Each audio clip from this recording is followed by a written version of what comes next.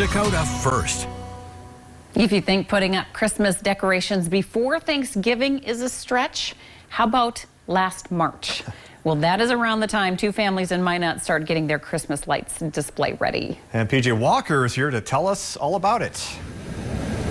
Hey, Nicholas and Lauren, for the past 15 years, the Olsons have been putting on what some would call a magical light show in their yard. And over the past 2 years, the Zablotnys have joined in with the fun, turning their yard into a light spectacular show as well. And this year, with people needing just a little pick-me-up with the current pandemic, both families say they have some setups that even will make the Grinch smile. We got into it by mistake.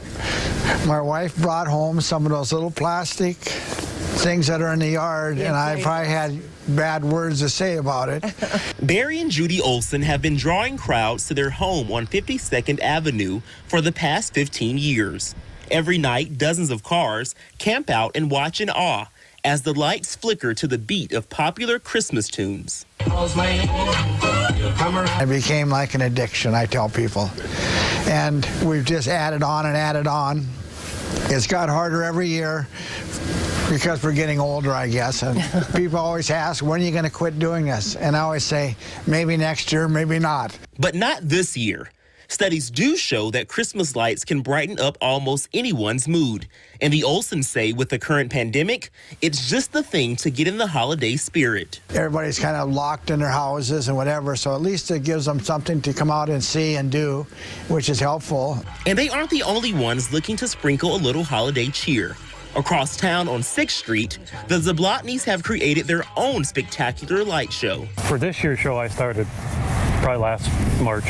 I started planning and doing some of the computer work. With over 10,000 lights and probably enough extension cords to reach the North Pole and back, Chris and Dottie say they still find new ways to make the experience different. Snowflakes along the walkway here I added this year.